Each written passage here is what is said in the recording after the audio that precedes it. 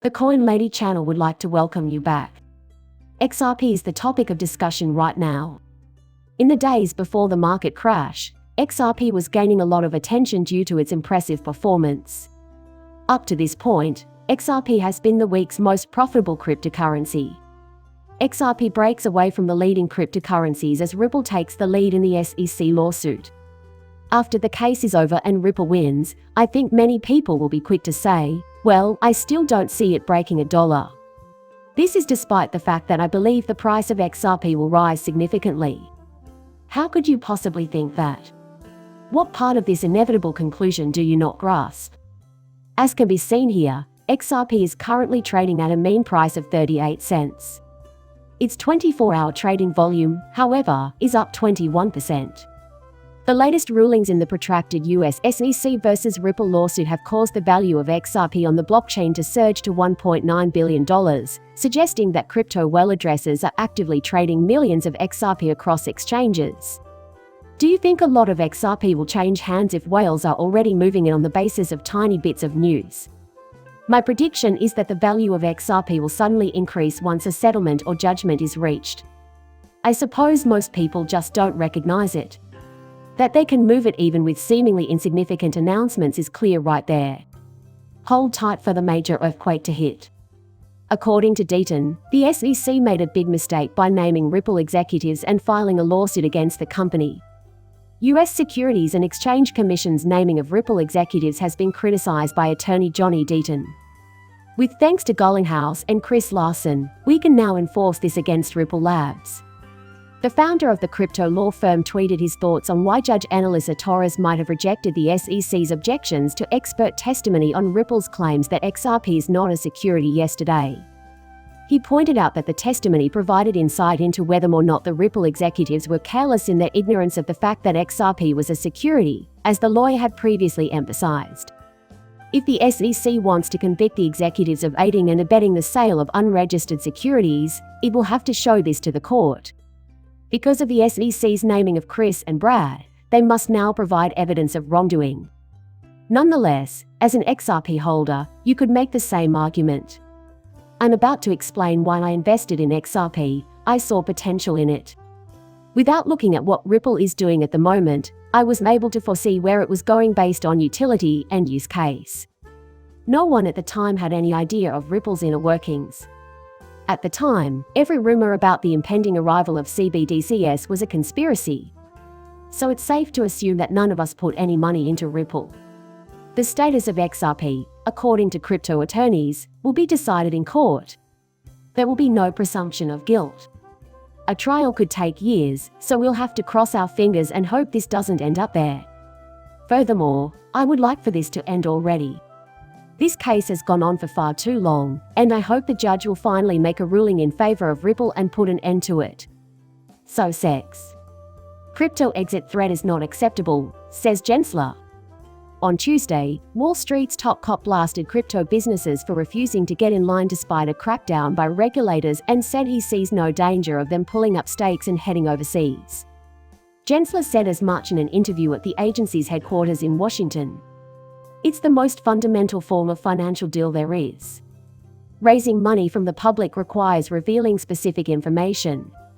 So, Gary doesn't care if the United States loses its edge in innovation because, in his opinion, retail investors are more crucial. Although we are aware of the potential for financial and physical harm to others, we choose to ignore it. As far as Gary is concerned, neither you nor I are important. Gary wants to be known as the one who established crypto regulations. He has professional aspirations. There will be more explanation of that in the next video. Furthermore, consider the treatment of individual investors. If he was truly concerned about small investors, he wouldn't be meeting with Sam Bankman-Fried. Business News on Fox gambler Charles Gasparino wagers on Deaton's SEC victory over Ripple. At this point, I have to say that I think Gasparino will lose. In contrast, Fox Business senior correspondent Charles Gasparino has BET attorney Johnny Deaton on the record as saying that the United States SEC will prevail in its case against Ripple. The show Claman Countdown featured this yesterday, and it was a highlight of the episode. Notably, a steak dinner was staked on the outcome of the drawn-out legal battle by both parties. Since I'm confident in Ripple's victory, I'm willing to make a steak dinner wager with Gasparino right now. This is gorgeous. When compared to the SEC's case, Ripple's looks like a clear winner. It is prepared to produce ripples. SWIFT has reported successful test transactions involving CBDC used across borders. As a result, discussions of SWIFT's development are commonplace. Feeling better about things? But I'm confident that Ripple will prevail over them. We strongly recommend using Ripple instead. And if the future holds any promise, I think Ripple and SWIFT will collaborate, and SWIFT may even start using XRP. When compared to other options for international transactions, SWIFT is widely acknowledged to be subpar. The Bank of Canada has specifically called out XRP and XLM as stablecoins that can be used for international transactions. These include the native digital currencies of the Ripple and Stellar networks as well as the Ripple and Stellar digital currencies. Light from the stars. In comparison to correspondent banking, international payments made using either Ripple or Stellar can be processed much more quickly and efficiently. That settles the matter, then. As a result, they acknowledge that Ripple and XRP are superior to SWIFT. The leading banks in Australia and Canada use Ripple's payment solution to send and receive money internationally. This is a global phenomenon that never ceases. If financial institutions prefer Ripple to SWIFT, how can SWIFT hope to compete in the future? More than 300 financial institutions around the world have shown their support for RippleNet since its launch.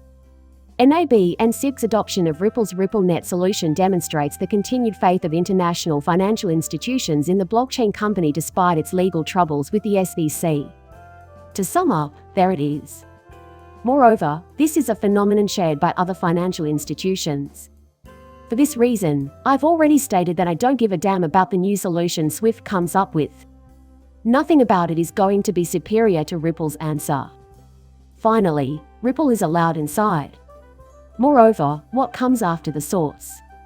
Ripple's XRP will be used by 20 CBDCs in the global trillion-dollar market. And again, how will anyone else be able to compete with them in the future if all these countries are going to use Ripple for their CBDCs? How can your government look the other way while this country processes payments more efficiently than yours does, even if you both use SWIFT? It's for this reason that I predict Ripple will steal market share from SWIFT each year. That's how the XRP price is going to skyrocket. AOLX, a Ripple partner, has obtained a license through an acquisition in order to provide services in the largest digital payments market in the world. Also, this connects to the larger system currently taking shape. If it's not Ripple itself, it's one of Ripple's partners working to put the finishing touches on the new system, as I want to say.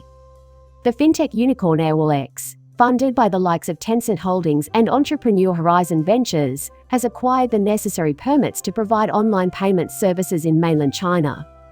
This sum is substantial. We're talking about $3.5 trillion here, and that number will only increase over time. After a while. Despite the fact that many still doubt it, I'm confident that Ripple will be China's CBDC of choice. The way things are going, though, I think it's inevitable. Regarding BRICS as well. Ripple may have its origins in the United States, but that doesn't preclude their use anywhere else in the world, including China. In addition, look here, I see our government secretly cooperating with China. Next, there's this. Craig Wright, Bitcoin's inventor, has once again criticized the cryptocurrency. Craig Wright, an Australian computer scientist who claims to be Bitcoin's creator, has launched yet another public attack on Ripple and its native cryptocurrency, XRP.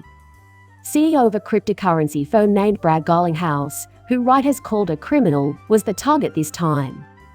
In response to recent comments by garlinghouse, who suggested that the SEC's wave of regulation through enforcement could harm the crypto industry in the US, the fake Satoshi made the libellous statement.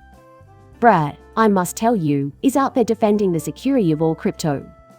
In my opinion, the next runoff will be determined by whether or not this case goes Ripple's way. It seems to me that these utility-focused coins are about to explode in popularity. And it helps the entire crypto community, too. Wright has previously referred to XRP as the most worthless pump and dump scheme, so this isn't his first shot at Ripple. Wright, also known as Satoshi in the crypto community, has promised to release an academic study. As he sees it, the dishonesty of the system will be exposed in 2023 when XRP will be the basis. That guy wants to maintain his stature, I think. As a result, you should immediately have doubts about anyone claiming to be Satoshi. Upon the announcement of Silvergate Bank's voluntary liquidation, Elizabeth Warren, a senator from Massachusetts, blames the rise of cryptocurrency for the collapse of the financial sector. My impression is that at this point Elizabeth Warren should be dissuaded from further involvement in the cryptocurrency industry.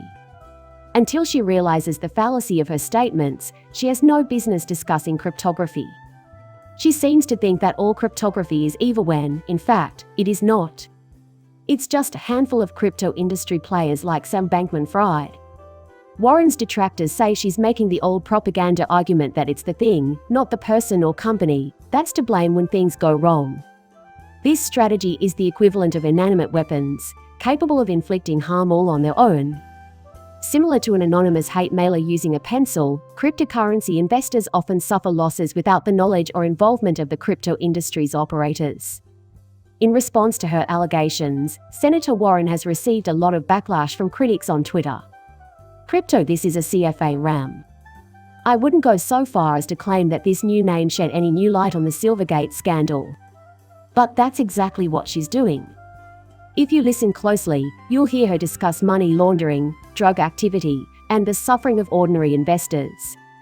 However, our hands are on the greatest cryptos ever created. We are not naive about these XRP ISO coins in our possession. We have no doubt that it will become the dominant cryptocurrency in the years to come. As far as we can tell, this is the cutting-edge tech of the future.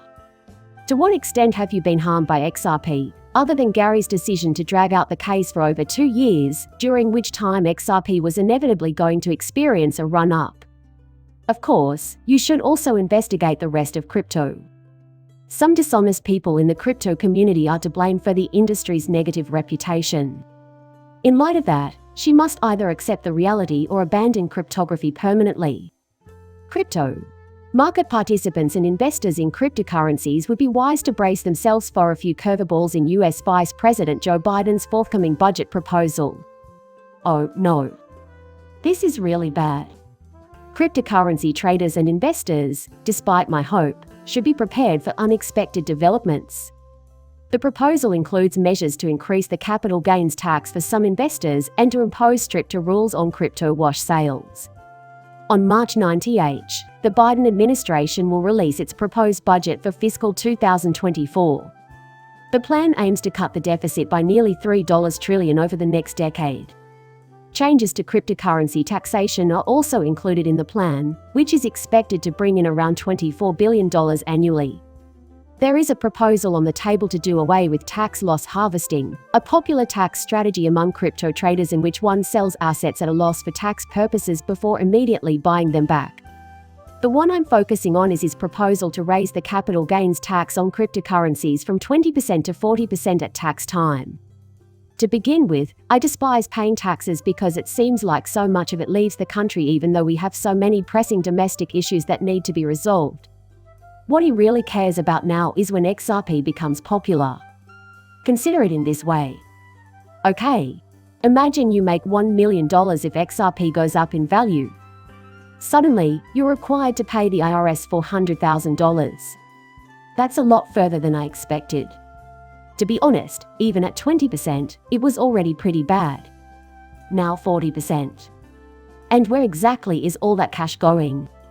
Overseas investment in the Ukraine is bound to increase at some point. But I'm going to end this video here. I know there were some blunders in the recording. Keep in mind that I never follow a script. And yes, I do make mistakes in my videos and in how I say things. If you're just tuning in, don't worry, you'll get to experience that eventually. Nonetheless, I feel the need to conclude this video. Please accept my sincere appreciation for tuning in. Thanks to everyone who has watched my videos. Please like and subscribe my channel. See you later, bye.